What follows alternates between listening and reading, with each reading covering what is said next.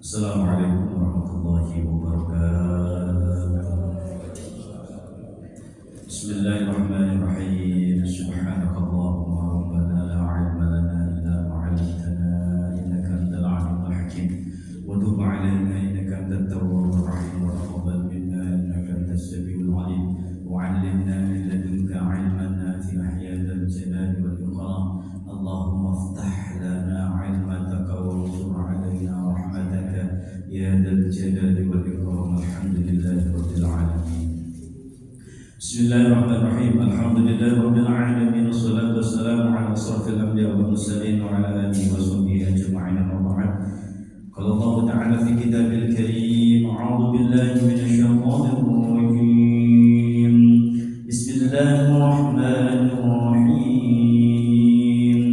Wa anfiqu fi sabilillahi wa la tulqu bi aydikum ila tahluka wa ahsinu innallaha yuhibbul muhsinin. Sadaqallahul azim wa sadaqa rasulul karim wa nahnu ala dzalika minasy syahidin syakirin walhamdulillahi rabbil alamin. Jamaah salat maghrib Masjid Jami' Kota Sidraq yang dimuliakan Allah Subhanahu wa taala. Syukur alhamdulillah malam ini Allah masih melimpahkan beribu-ribu nikmat kepada kita semuanya. Di antaranya kita bisa sholat maghrib berjamaah, kemudian dilanjut dengan thalabul ilmi. Mudah-mudahan niatan kita, amal kita saat ini, baik yang sudah kita jalankan maupun yang akan kita lakukan nanti diterima Allah Subhanahu wa taala dan dijadikan sebagai penyebab datangnya ridha rahmat Allah dan terbukanya pintu-pintu surga Allah Subhanahu wa taala. Amin ya rabbal alamin. Jamaah melakukan Allah Subhanahu wa taala, halaman sampai 88 ya. Kita kuning halaman 88, hadis 323.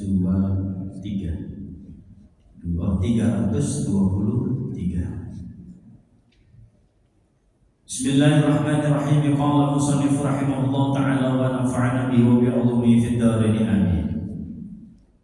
Wa 'an Ibnu Abbas radhiyallahu anhu 'an Nabiy sallallahu alaihi wasallam. Hadis diriwayatkan oleh Ibnu Abbas radhiyallahu anhu, semoga Allah meridhoinya. 'An Nabiy sallallahu alaihi wasallam, dari baginda Rasulullah sallallahu alaihi wasallam qala, bahwasanya baginda Rasul bersabda, man sami'an nida, barang siapa yang mendengar an-nidaa azan falam ya'ti, maka dia tidak mendatangi, fala sholata lahu illa min udhrin, maka baginya tidak ada sholat kecuali ada uzur. Nah, ini hadis betapa pentingnya untuk sholat berjamaah, khususnya ketika sudah dikumandangkan adzan. Kalau memang nggak ada keperluan apapun, segera penuhi panggilan itu. Bahkan ada sebagian ulama untuk sholat berjamaah di masjid itu hukumnya fardu ain. Kalau sholat berjamaah di masjid ini kan kebanyakan ulama menghukumi fardu kifayah. Kalau sudah ada jamaah di masjid, di masjid ini sudah ada yang melakukan berjamaah, maka gugur kewajiban satu kampung, satu RW lah istilahnya, kalau sudah ada yang berjamaah. Dan kalau masjid ini gak ada yang berjamaah sama sekali, maka satu desa ini dosa. Itu jadi hukum fardu kifayah. Maka keutamaan kita sholat maghrib, sholat apapun 5 waktu itu berjamaah di masjid, satu sudah kita sebagai perwakilan yang sudah menggugurkan fardu kifayah, yang sudah menolong satu kampung. Itu salah satu pahala besar itu. Coba kalau gak ada yang mau sholat di masjid, semua berpikir sama aja, sholat di rumah juga sama pahalanya. Semua berpikir seperti itu, pasti masjid akan kosong. Ketika itu sudah terjadi, maka fardu kifayah belum dilaksanakan, maka dosa semua satu kampung. Maka ada yang menghukumi, bahkan ada yang menghukumi kalau menurut berdasarkan ada salah satu hadis ya, ketika ada azan Jadi masjid sudah mengumandangkan azan, kita nggak segera mendatangi, padahal kita nganggur, nggak ada apa-apa, nggak kerja, nggak sibuk, nganggur di rumah, nggak datang ke masjid, maka fala sholatalah, tidak dianggap dia ada sholat. Dia tidak dianggap sholat karena sudah ada azan, nggak segera ke masjid, padahal nggak tidur, nggak ada kesibukan, nganggur di rumah. Ini menurut hadis ini sebagian ulama berpendapat tidak ada sholat baginya. Illa min udrin, kecuali ada uzur, ketiduran, ada yang dikerjakan, sibuk apa, pokoknya lah. Mungkin nantilah jamaah di rumah aja, tanggung umpamanya begitu. Itu masih ada kesibukan, masih dibuat alasan gitu. Tapi kalau nggak ada apa-apa, nganggur di rumah nggak ngapa-ngapain, udah ada azan nggak segera dipenuhi azan itu, maka ada sebagian ulama maka dia tidak ada sholat baginya. Namun ada sebagian ulama yang menafsirkan hadis ini bukan masalah tidak berjamaah, tapi dia sholatnya kurang sempurna. Sudah ada azan di masjid azan, kita nggak segera datang ke masjid, berjamaah di masjid, kita diam di rumah aja, sholat di rumah ada, maka kesempurnaan sholat berjamaah itu berkurang. Ada yang menafsirkan seperti itu, maka sudah keuntungan yang sangat besar jika Allah sudah mentakdirkan kita bisa melangkahkan kaki kita menuju sholat berjamaah di masjid. Ini sudah sering saya sampaikan. Jadi kalau jamaah di masjid dibanding di rumah, pahala tetap sama 20 derajat. Tapi pahala-pahala yang lain nggak dia dapat kalau sholatnya di rumah berjamaah. Tapi kalau di masjid pahala-pahala yang lain dapat. Kali lagi saya sampaikan, pahala memakmurkan masjid dapat, pahala silaturahmi dapat, pahala langkah kaki kita menuju dapat. Terus menggugurkan kewajiban fardu kifayahnya dapat banyak Mas ya. Ketika ketemu teman senyum dapat, ketemu teman assalamualaikum dapat pahala lagi. Itu keuntungan kita sholat berjamaah di masjid daripada di rumah. Kalau ada yang sama aja sholat di rumah aja, berjamaah sama aja dapat pahala 20 derajat. Iya betul, 20 derajat sama asal jamaah. Ya, maka kalau memang benar-benar kita nggak sempet di masjid sholatnya karena kesibukan kita, karena ada uzur, maka usahakan di rumah pun berjamaah itu. Oke, ini hadis yang menjelaskan tentang itu. Jadi sampai-sampai nggak ada sholat baginya, atau sampai-sampai nggak sempurna sholatnya, nggak sempurna jamaahnya kalau tidak dilakukan di masjid, kecuali ada uzur. Gitu. Selanjutnya wa'an Yazid bin Aswad. Hadis diriwayatkan oleh Yazid bin Aswad radhiyallahu anhu qala radhiyallahu anhu annahu sallallahu alaihi wasallam ma'a Rasulillah sallallahu alaihi wasallam, bahwa Yazid bin Aswad ini salat beserta baginda Rasulullah sallallahu alaihi wasallam salat subhi, salat subuh. Jadi Yazid bin Aswad ini salat subuh bersama baginda Rasulullah sallallahu alaihi wasallam. Kemudian falamma sholat Rasul, ketika Rasulullah sholat, idza huwa birajlaini, ya, ada dua orang lam yusalliha, tidak sholat bersama Rasul, jadi nggak berjamaah sama Rasul. Fada'a bihima, maka Rasulullah memanggil keduanya, sini, itu ya bahasa kita, yang sini kamu. Fada'a bihima, memanggil dua laki-laki dipanggil yang nggak berjamaah sama Rasul. Faji'a bihima, maka mendatangilah keduanya. Tar'udu, dengan rasa takut, faraisuhuma, dan dengan badan ini gemeteran, takut dipanggil Rasulullah. Mau diapain ini, mau diapain gitu, panggil Rasulullah. Faqala lahuma, maka Rasulullah bersabda kepada keduanya, ma mana'akuma, apa yang membuatmu engkau tidak sholat bersamaku? Apa yang mencegah, apa yang membuatmu, apa yang menyebabkan kamu tidak ikut sholat bersama kita? Kata Rasul begitu, ya. Kemudian qala, jawab kedua laki-laki itu menjawab, qad shallaina, saya sudah sholat fi rihalina, di rumah kami ya Rasul. Udah sholat Dia ke masjid nggak sholat karena udah sholat katanya. Apa kata baginda Rasul? Qala falama taf'ala, jangan kau lakukan seperti itu. Ya, idza shallaituma fi rihalikuma, ketika engkau sudah sholat di rumah kalian, summa atraktuma, kamu menemukan seorang imam di masjid, walam yusalli fasalliha. Nah, walam yusalli, kamu belum walam yusalli, yang belum sholat, imam itu belum sholat, mau sholat lah, ada yang mengajak berjamaah, intinya begitu. Fasalliha, maka engkau sholat ma'ahu, beserta imam tadi. Fa innaha lakuma nafilah, sesungguhnya yang demikian itu bagi kalian adalah kesunatan ya, maksudnya menyempurnakan ibadahnya. Dia udah sholat di rumah, gitu. Dia udah sholat di rumah, namun dia ketika di masjid ada yang sholat lagi, masih ada orang yang berjamaah, ikut aja sholat lagi, gitu. Cuman begini, ada di dalam fikihnya dijelaskan, masih ini kan masih perlu penjelasan, masih perlu syarah.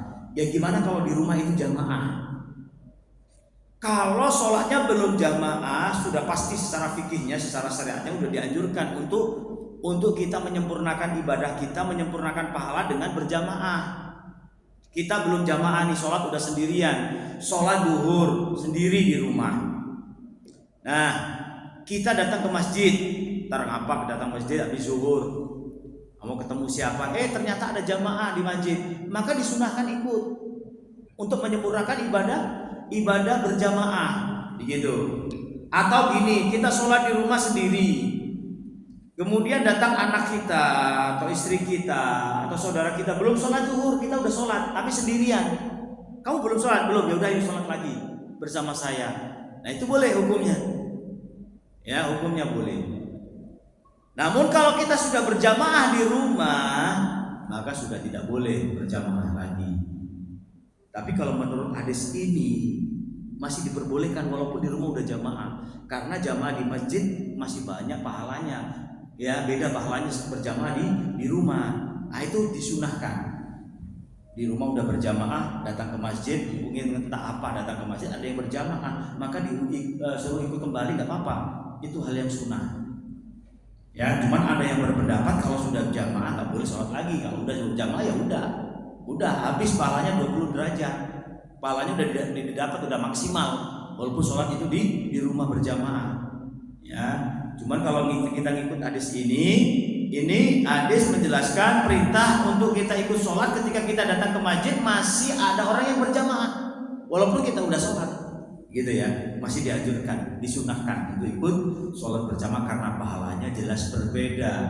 Sholat jamaah di rumah sama di masjid. Oleh karena itu untuk menyempurnakan pahala disunahkan ngikut mulang sholat berjamaah di masjid. Selanjutnya wa'an Abi Hurairah.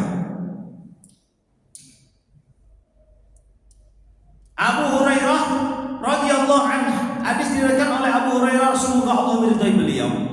Qala Rasulullah, sesungguhnya bahwa Rasulullah sallallahu alaihi wasallam bersabda, "Innama ju'ilal imam." Nah ini penting ini ya. "Innama ju'ilal imam," sesungguhnya dijadikan seorang imam liyutamma biha, untuk diikutinya. Ya, imam itu dijadikan agar diikuti. Nah, kadang-kadang kan faida kabbara fakabbaru, ketika imam itu takbir maka fakabbaru, wala tukabbiru hatta yukabbir, jangan engkau mendahului takbirnya imam. Imam belum takbir ya jangan takbir, udah jelas nggak sah jamaahnya. Nah, yang sering kita jumpai ini Pak, imam sudah Allahu Akbar takbir, makmum baru bismillahirrahmanirrahim, qul a'udzu birabbin nas malikin nas, doa-doa apa aja dibaca, padahal imam udah takbir. Baca doa sebelum sholat itu ketika qomat udah selesai, ya. La ilaha illallah akbar, Allahu akbar, asyhadu an la ilaha illallah, asyhadu anna Muhammadar Rasulullah, hayya 'alas salah, hayya 'alal falah, qad qamatis shalah, qad qamatis shalah, Allahu Allahu Akbar, la ilaha illallah, la ilaha illallah, Muhammadur Rasulullah sallallahu alaihi wasallam. Doa apapun ya, kita doa apapun yang kita yakini untuk mengkhusukkan hati kita, doa apapun itu segera dibaca. Kalau tak imam sudah Allahu Akbar, jangan baca doa lagi. Itu pasti akan berkurang. Ada di hadis yang lain mengatakan, barang siapa seorang makmum ikut takbir imam Allahu Akbar, langsung makmumnya Allah, ikut langsung Allah, maka ketika amin nanti pas boleh itu diikuti oleh malaikat. Aminnya diikuti oleh malaikat. Karena apa? Karena dia udah sempurna dalam berjamaahnya. Kita telat sedikit aja rugi sebenarnya itu, Pak. Rugi kepada saudara titik itu. Benar pahalanya dapat, pahala jamaah dapat, tapi pahala-pahala yang lain, keutamaan-keutamaan yang lain belum kita dapatkan. Belum sop yang pertama. Ya tentu sop pertama, sop kedua beda pahalanya. Ya kan? Beda. Allah Maha Adil, Allah Maha Tahu. Itu pahala berjamaah. Nah, gimana kalau yang depan nggak khusyuk, yang belakang khusyuk? Nah, itu tentang khusyuk kekhusyukan beda lagi penilaiannya. Dalam soft berbeda-beda, pertama, kedua, ketiga, pahalanya sudah berbeda-beda gitu. Ya, jadi begitu. Kenapa? Karena soft pertama bertanggung jawab atas soft yang kedua. Gerakannya diikuti yang kedua berikuti yang ketiga seterusnya. Nah, imam bertanggung jawab soft pertama. Begitu gerakannya. Ya, jadi pasti secara tidak langsung, apalagi dulu belum ada mic, belum ada pengeras. Kalau sekarang sudah pengeras, takbir imam kedengar. Dulu kan nggak ada. Ya, ketika maka yang diikuti takbir makmum pertama diikutin makmum sop pertama diikutin sop kedua, semua dan seterusnya begitu. Yang sop pertama diikuti imam. Begitu. Jadi pahala imam beda, pahalanya beda semuanya. Kalau imamnya baik, bacanya bagus, khusyuk, semua menanggung jamaah semuanya, pahalanya itu. Tapi kalau imam udah ada salah, tanggung dosa semuanya. Jadi imam itu kalau tahu pahalanya, kita mampu, pahalanya besar. Tapi kalau kita nggak mampu maksain ngejar pahalanya, wah pahala imam besar nih, karena bertanggung jawab atas makmum, bacaannya nggak karu-karuan, itu nggak tahu akan kekurangan dirinya, sehingga dia bertanggung jawab atas kesalahan-kesalahannya makmum. Dan kalau imamnya salah, ya udah berjamaahnya akan rusak lah. Imam ini menjadi, nah imam dianggap sholatnya nggak sah karena fatihahnya rusak umpamanya. Dan berarti kan nggak ada sopir, ini udah dianggap nggak ada imam jamaah itu. Ya, berarti siapa yang bertanggung jawab? Ya imamnya. Makmum nggak mau tahu, begitu. Apalagi makmum nggak tahu juga ya, kalau imamnya salah bacaannya.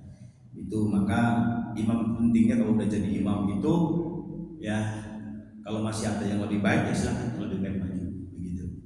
Kalau memang ya nggak ada lagi, semuanya kalau terpaksa kan ya seadanya. Apapun kalau bentuknya terpaksa, apapun yang penting sholat ini terus berjalan, jamaah terus berjalan, ya siapapun boleh jadi imam karena terpaksa. Gitu. Kalau masih ada yang lebih baik, ya lebih baik dulu untuk yang maju agar imam ini bisa sempurna. Nah, jadi ketika imam takbir segera ikuti, jangan baca doa-doa yang lain. Ini perintahnya faida kabbara fakabbiru. Ya, faida kabbara, apabila imam itu takbir fakabbiru, takbir segera. Ya, wala tukabbiru hatta yukabbir. Pokoknya jangan engkau bertakbir sebelum imam bertakbir. Udah pasti salah itu. Imam belum takbir udah takbir duluan. Ya, imam kan duluan. Wa idza raka'a farka'u wa la tarka'u hatta yarka. Kalau imam udah ruku maka ikut ruku. Ya, jangan sok telat-telat dikit, maksudnya imam udah ruku, kita enak-enakan baca nyelesain suratnya umpamanya. Jangankan surat Fatihah ya enggak usah diterusin, enggak apa-apa. Kita kan gini kan keenakan. Udah baca Fatihah udah, tapi baca umpamanya wadduha. Ya. Ma wadda'aka rabbuka wa ma qala, sampai situ. Imam udah ruku, kita terusin aja bacanya sampai akhir. Itu nggak benar, yang benar ikut ruku. Awas, ya, yang sempurna ikut ruku. Jangankan surat Fatihah saja, baru iyyaka na'budu wa iyyaka nasta'in. Makmumnya begitu, baru iyyaka na'budu wa iyyaka nasta'in. Imam udah ruku. Jangan diterusin, udah ikut ruku aja. Ditanggung imam itu Fatihahnya. Karena kalau telat ketinggalan gerakan imam itu bisa mufarraqah, bisa pisah dari jamaah, tidak terhitung jamaah. Itu pentingnya kedisiplinan, ikut, jangan sok baca. Pokoknya Fatihah belum selesai diselesaikan. Akhirnya imam ruku, gak ikut ruku dulu, menyelesaikan Fatihahnya. Apalagi itu surat, lebih fatal lagi kesalahannya ini. Cuma surat, cuma sunnah. Yang rukun aja berhentiin ikut rukunya imam. Itu yang benar. Gitu ya. Maka makmum masbuk ketika sudah tahu rukunya imam baru Allah ruku, ya kita baru datang langsung Allahu Akbar, ikut aja ruku, nggak usah baca Fatihah. Udah kita ikut rakaat itu tergolong kita dapat rakaat itu. Yang penting kita tahu rukunya imam. Itu ukurannya. Yang penting kita tahu rukunya imam. Tapi kalau kita datang imam sudah sujud, langsung Allahu Akbar kita ikut sujud, maka itu tidak tergolong kita dapat rakaatnya tadi. Tetap nanti nambah. Udah tertinggal itu. Ya, jadi batas pas ruku. Imam masih ruku kita dapat. Nah, itu masih terhitung walaupun tidak baca Fatihah. Cuman fikih itu berbeda pendapat lagi. Kita ketinggalannya karena apa? Kalau ketinggalannya karena kita nyantai, nggak boleh. Ini makmum yang ghairu mahdhur, yang benar-benar tak ada maksudnya yang mahdzur, benar-benar ada udzur syar'i. Udah azan mau qomat pingin buang air. Nah, itu udzur syar'i. Cepat-cepat buang air, ya, wudu, imam udah mulai wudu langsung cepat-cepat. Nah, masih dapat rukunya. Nah, itu udah terdapat nanti terdapat rakaat itu walaupun kita enggak baca Fatihah. Cuman kalau imam udah azan, nyantai, ngopi, rokok dulu, nyantai dulu. Ya, udah mau qomat masih ada santai. Itu santai. Ternyata ketinggalan bener, buru-buru dia. Dan ternyata udah mau ruku, Allahu Akbar, ikut ruku gak baca Fatihah, maka itu gak tergolong karena dia nyantai tadinya. Ngapain nyantai? Itu namanya dia sudah menyepelekan, menggampangkan ya. Jadi tak boleh seperti itu. Yang penting tidak ada udzur syar'i, maka kita tergolong. Atau rumahnya jauh, perjalanannya jauh ke masjid sehingga sering ketinggalan gitu. Itu ya tergolong udzur syar'i. Oke, jadi farka'u.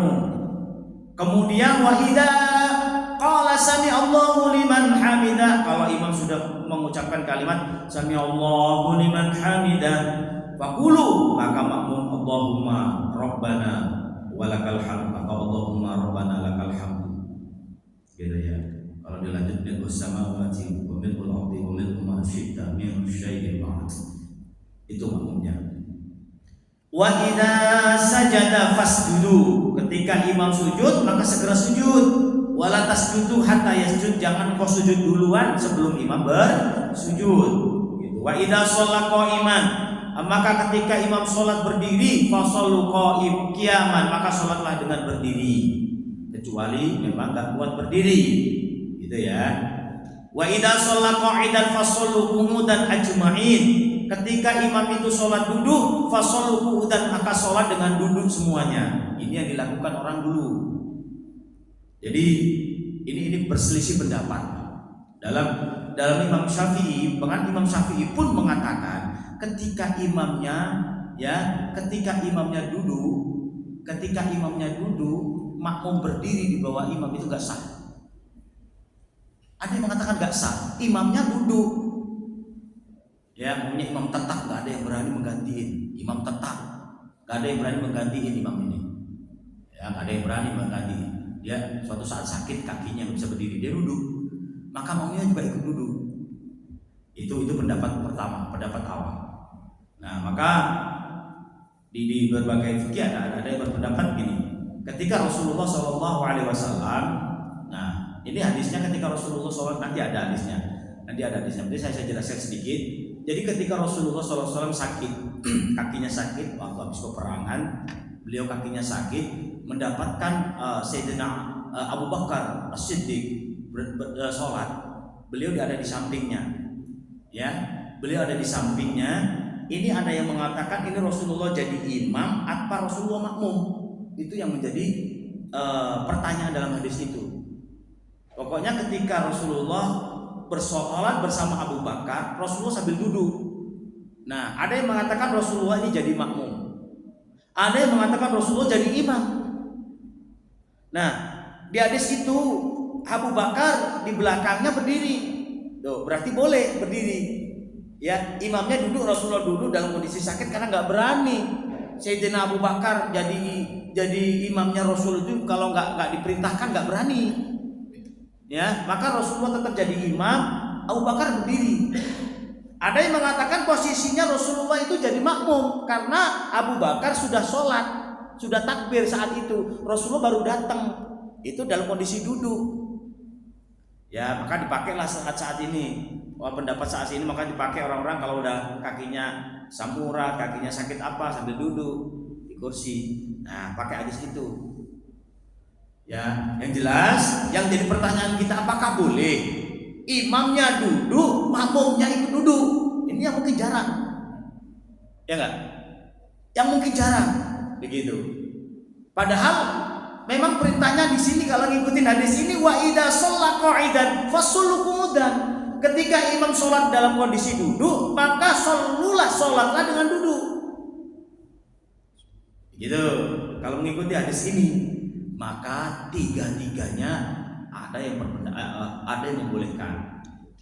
Imamnya duduk, ya imamnya duduk, makmumnya berdiri, ya seperti tadi Abu Bakar melakukannya. Imam duduk, Rasulullah, Abu Bakar berdiri.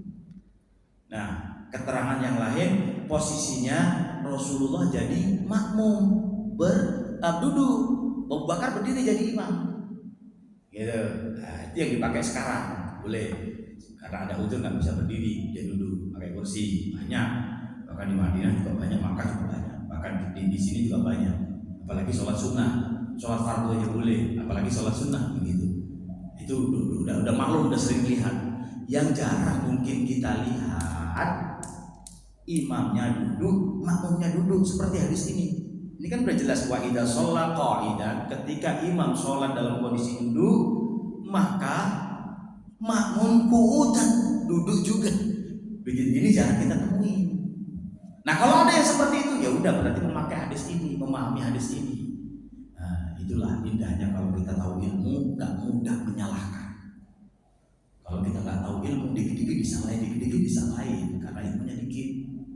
Itu keuntungannya kalau kita perbanyak ilmu, perdalam ilmu, bukan semakin gagah, bukan semakin sok-sokan, tapi semakin dulu. Karena semakin tahu ilmu itu betapa luasnya, begitu. Jadi ilmu itu memang apa ya? Ya istilah intinya Allah itu memudahkan. Agama ini bukan menyusahkan, memudahkan. Gitu. Maka ada yang mengatakan al-Islamu wal khil, Islam itu solusi. Begitu, Islam itu solusi. Masalah pun tidak masalah apapun di dunia ini pasti ditemukan solusinya. Sholat nggak bisa berdiri dengan duduk, nggak bisa duduk dengan terlentang, nggak bisa terlentang dengan ketip mata juga boleh.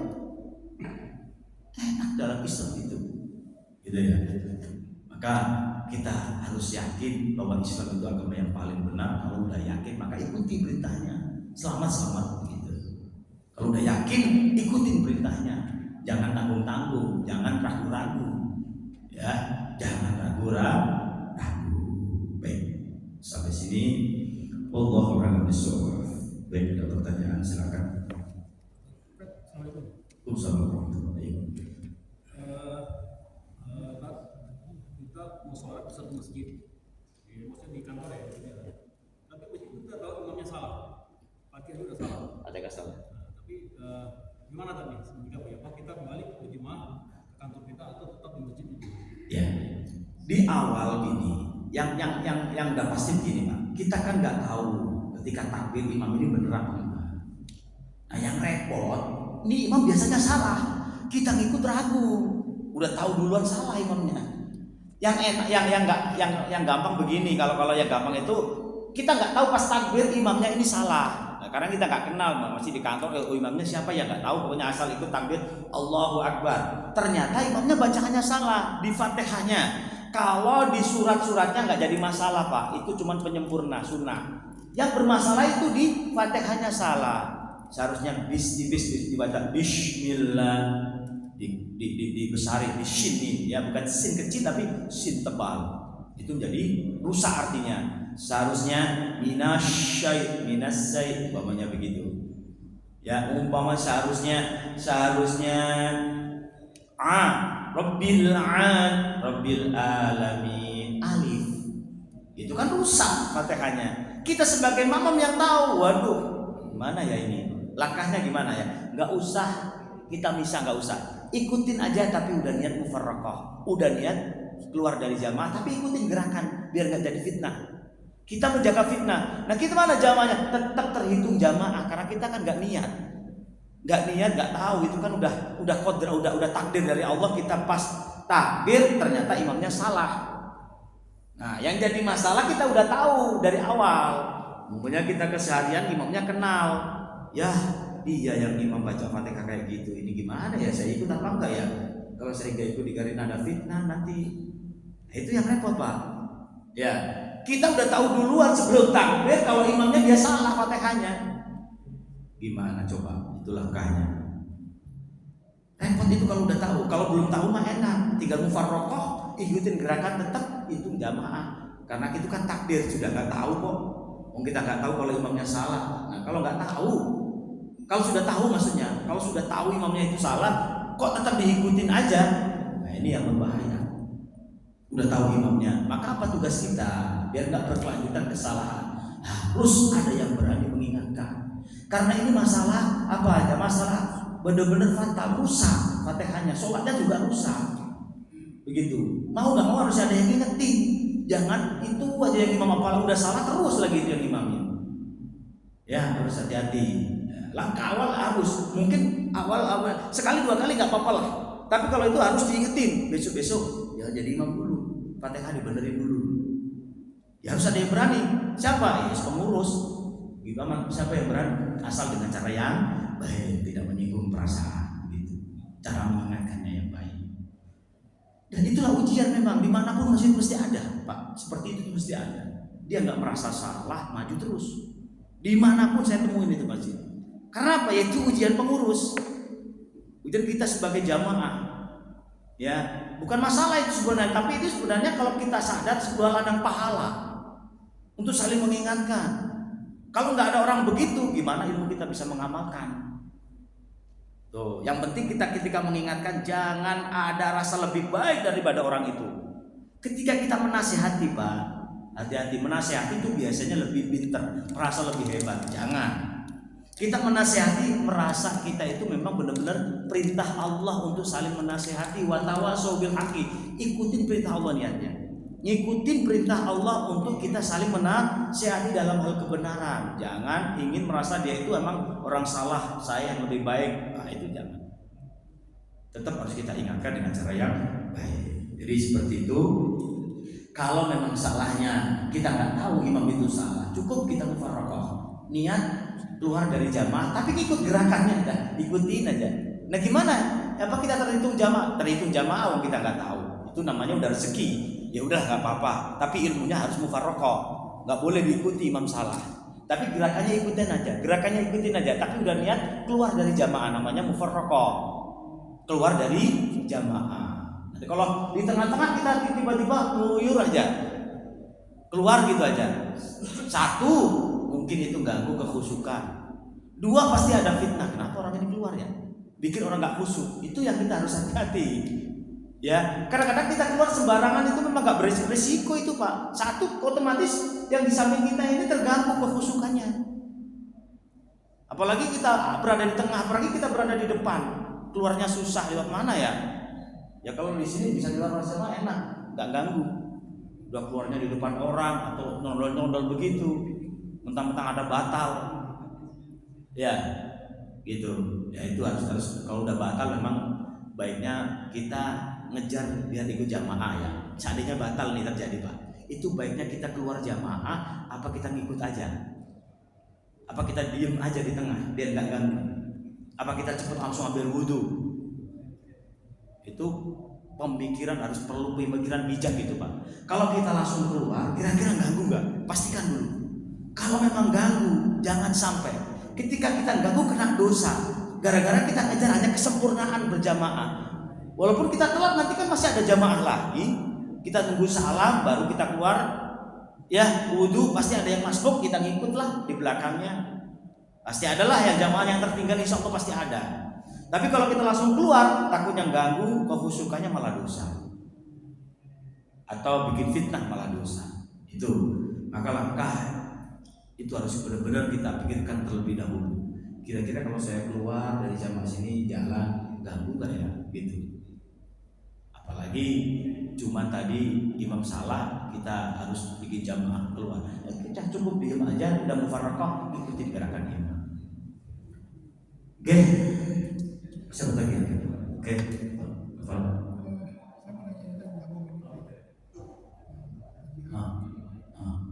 yang posisi sok pertama itu ilmunya harus tinggi berarti kita bagaimana? Sok pertama. Enggak, yang terpenting di belakang imam. Di belakang imam itu yang penting ya hampir setara sama imam gitu. Karena kalau ada kesalahan langsung bisa ngingetin. Pas di belakangnya imam yang penting. Yang penting itu ya yang di belakang imam. Nanti kalau imam batal, langkah apa yang harus kita lakukan? Makmum ini loh, gimana cara menggantikannya? Ya, jangan asal maju. Gitu. Maka kalau di belakang pas imam itu orang yang nggak ngerti. Cara majunya nggak ngerti, dia nggak bisa jadi imam, akhirnya repot. Maka kalau kita tahu diri, jangan sampai di belakang imam pas. Setidaknya kalau kita mau di belakang imam, siap menggantikan imam kalau imamnya batal. Ya enggak? Begitu cara majunya bisa. Ya. Nah, imam juga begitu. Imam itu kalau batal jangan asal pergi. Pas sujud pergi, nggak pakai takbir, udah makmumnya sujud terus, nggak balik-balik. Udah kalau batal di dalam sujud kentut itu imamnya, udah berdiri aja nggak apa-apa, berdiri dulu sempurna baru imam pergi. Nah, kan tahu makmumnya itu, karena udah berdiri, baru makmumnya maju. Kalau maju jangan asal melangkah begitu, langkah demi langkah, satu sempurnakan dulu sampai tempat imam. Baru baca Fatihah. Ya, gitu caranya. Maka yang terpenting di belakang imam pas itu harus orang yang tahu ilmunya, bacaannya hafalannya juga tahu, biar ingetinnya itu enggak orang yang jauh-jauh. Ya kan? Orang enggak dengar, udah diingetin fasalli. Imamnya malah enggak konsentrasi nanti. Langsung aja Allahu Akbar gitu. Ya, itu yang pentingnya orang dekat yang berjelas gitu. Ya, imam itu kalau salah jangan langsung ditegur, Pak. Kasih waktu untuk berpikir. Kalau langsung ditegur itu malah seakan-akan kita ada komunikasi, satu itu. Terus satu malah imam itu malah makin keder kalau langsung diingetin. Malah makin bingung gitu. Kasih waktu. Nah, kalau udah tenang, udah nggak bisa, baru kita keluar. Itu pun jangan niat mengingatkan kalau bisa. Niatnya kita baca Quran, niatnya zikir. Ya, kalau niat mengingatkan ada komunikasi antara manusia, ini nggak boleh. Kalau dalam sholat ini nggak ada komunikasi sama siapapun kecuali Allah. Jangan sampai ada komunikasi sama manusia. Begitu. Maka Imam Syafi'i nggak boleh kita baca Subhanallah, niat mengingatkan, tapi niatnya zikir. Imam Salah Subhanallah, niatkan zikir, jangan niatkan untuk mengingatkan. Kalau niatkan untuk mengingatkan berarti ada komunikasi manusia sama manusia. Nah, di dalam sholat kok ada komunikasi sama manusia, maka batal. Itu yang pendapat Imam Syafi'i. Gitu ya. Oke. Cukup ya? Cukup. Ada tadi? Satu lagi ya. Bisa Pak. Bisa.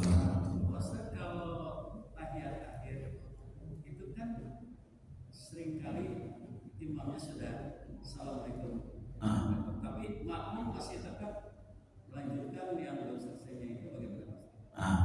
Kalau assalamualaikum selama kita ya baca doanya diselesaikan dulu makmumnya. Padahal kita udah assalamualaikum warahmatullahi. Kenapa? Gak apa-apa. Kenapa? Gak apa-apa karena apa?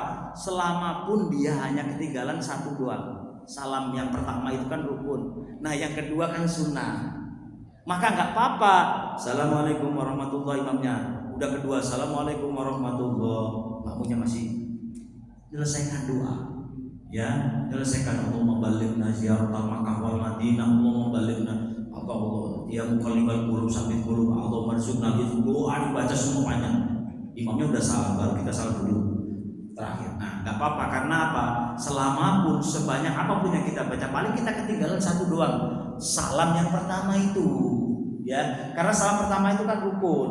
Yang kedua, maka ada yang mengatakan salam pertama, terus kita nggak salam, nggak apa-apa. Nggak salam yang kedua nggak apa-apa. Oh itu sunnah.